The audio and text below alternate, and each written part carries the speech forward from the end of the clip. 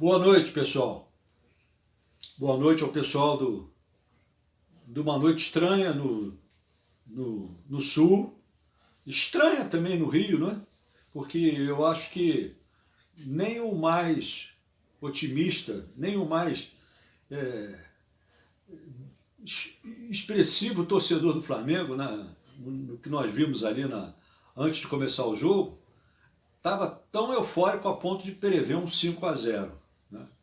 Eu vi alguém dizer 3, é 3, é 3, é 3. 4 eu cheguei acho que não cheguei a ver, mas 5, acho que ninguém. Aliás, no mundo do futebol, quem dissesse 5, mesmo em se tratando de um Flamengo no estado que está, estado de graça, eu acho que seria muito difícil de acertar. Né? Eu acho que quem assistiu a minha crônica depois do jogo lá em Porto Alegre deve lembrar que eu chamei a atenção sobre o goleiro do Grêmio. Se não me engano, foram 2 VAR anulados e um gol lícito. Ele falhou nos 3. E ele falhou em várias reposições de bola e em vários rebotes que o Flamengo não aproveitou. Eu não sei. Ele nunca, quando ele jogava no Flamengo, ele era um goleiro mais firme. Ele chegou a disputar a posição com o Muralha na época e ele era um goleiro bem mais regular. Foi para o Grêmio, ficou um bom tempo na reserva do Groi e agora foi lançado nessa final. Embora o Grêmio seja um time ainda já em nova formação, reformulando, e o Flamengo já um time concreto, né? O jogo tinha áreas de dificuldade, né? Tanto que, de início, o que a gente viu foi o Grêmio adiantar a marcação de forma correta, subiu sua linha de marcação com o Maicon, né? Subiu sua linha de marcação com a própria zaga, com o Matheus Henrique, com o Michel, né? E deixando só o Cebolinha na frente, do lado esquerdo, e o André. E uma ou outra vez o Cebolinha chegava a chegar com algum perigo, né? Mas não passava disso. Enquanto pelo lado do Flamengo só tinha chegado com algum perigo uma vez, com o Everton. E o jogo estava parecendo que a própria torcida do Flamengo emudeceu, ficou quieta. Ela sentiu que ia ter uma noite de sofrimento, de dificuldade. Se alguém naquele momento dissesse, calma que vocês vão ganhar de 5-0, ninguém ia acreditar, né? Ia dizer que o cara está maluco, né? Não é possível. Porque o Flamengo não estava, nem era questão de estratégia, o Flamengo estava com menos espaço para jogar. A marcação que eu expliquei, que falei, marcação por zona. Os espaços do Flamengo estavam reduzidos e o Flamengo não tinha como criar. O Flamengo começou a aparecer com mais facilidade nos cantos, nos últimos 5 minutos do primeiro tempo. Começou a aparecer no mano a mano, coisa que não estava acontecendo. Essa bola não estava chegando no Gabigol, ou o Rafinha também não estava tentando linha de fundo, o Rafinha estava jogando com uma certa precaução, por causa, inclusive, do Cebolinha. O Rafinha armou a jogada com liberdade e quase o Bruno Henrique de cabeça faz o primeiro gol do Flamengo.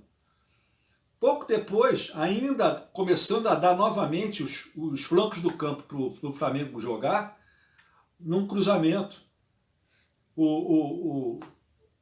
num lançamento, aliás, para o Gabigol, sem ângulo, com a perna errada, com a perna podre dele, ele bateu como podia. Aliás, a ordem no ataque do Flamengo, normalmente, pelo que eu vejo, é essa. Quando tem espaço, bate. De perto do gol, normalmente, mas bate. Ninguém fica cozinhando demais a bola, não. Eles cozinham para abrir espaço. Abre espaço, bate. Abriu espaço, bateu.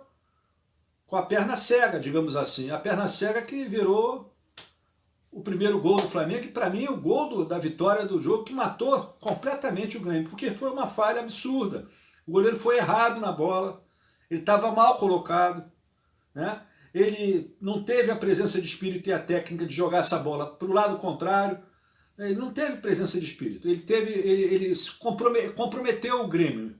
Não é a questão de você jogar a responsabilidade ou a culpa dos 5-0 em cima do Paulo Vitor. Mas num jogo desse, você falhou, um abraço. Se fosse o Diego que tivesse falhado lá de lá também, podia ser também. O Grêmio podia sustentar esse resultado. Quem é que ia garantir o contrário? O Flamengo ia ter que partir para outro tipo de jogo. Eu não sei se houve alguma coisa no intervalo, porque o Grêmio pareceu um pouco tenso na descida para o vestiário. Eu sei que voltou completamente descontrolado, completamente sem foco na partida. E com 3 minutos já um escanteio e o atacante do Flamengo se antecipa a zaga dá rebote com o Jeromel, o André tenta cortar, corta para frente e dá no pé do Gabigol, que enche o pé, não toma conhecimento, a bola ainda raspa na zaga do Grêmio e vence o goleiro Paulo Vitor.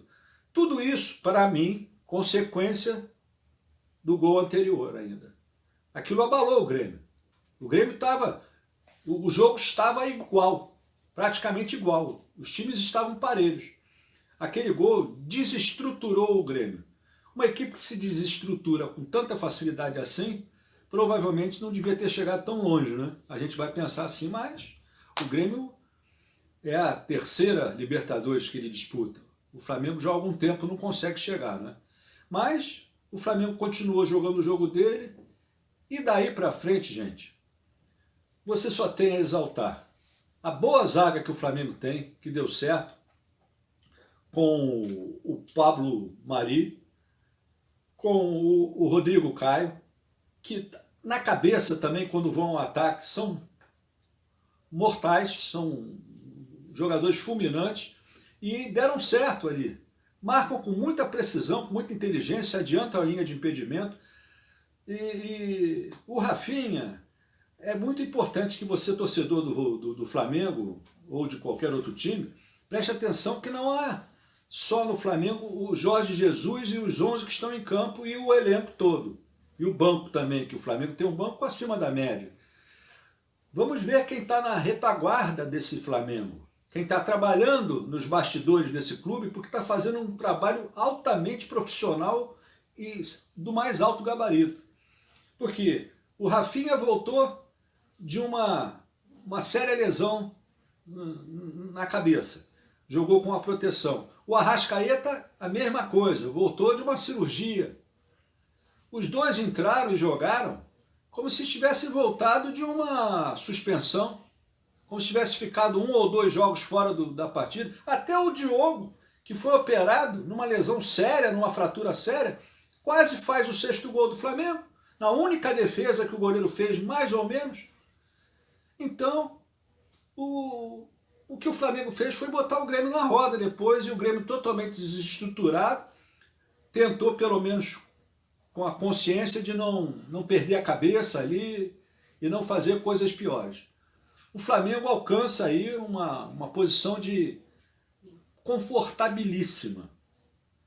O problema desse calendário, dessa Libertadores, é a distância entre os jogos. Vai pegar o River, que é um time que joga, eu já falei ao pessoal argentino, certinho, direitinho, bem organizadinho, mas também parecem garotos de colégio interno, garotos de educandário, parece que cresceram juntos. Não é aquele River ou aquele time argentino que a gente está acostumado a ver, muito de brios e até excesso de virilidade. Mas o próprio Galhardo tem esse tema de trazer o time dentro desse toque de bola e dentro dessa postura disciplinar, ele está certo. Só que a Argentina, o River Plate, não tem 3 ou 4 jogadores pelo menos ali que sejam de alto nível, que façam a diferença. O goleiro também não acho grande coisa.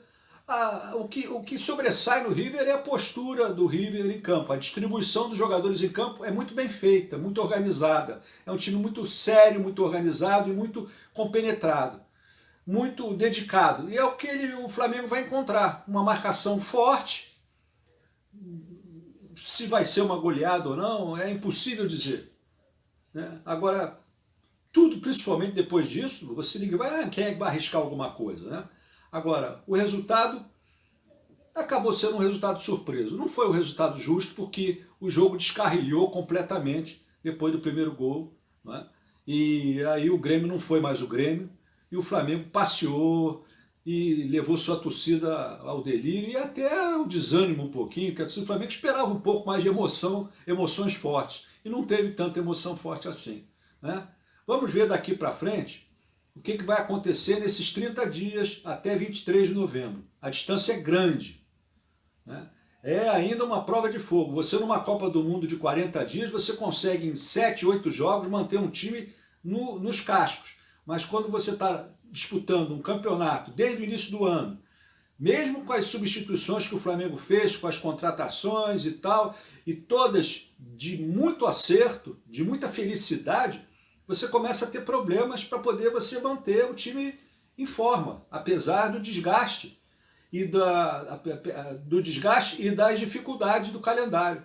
Porque o Flamengo está jogando também o brasileiro. O Flamengo corre o risco de felicidade de ser campeão brasileiro e campeão da Libertadores. Isso está muito próximo de acontecer.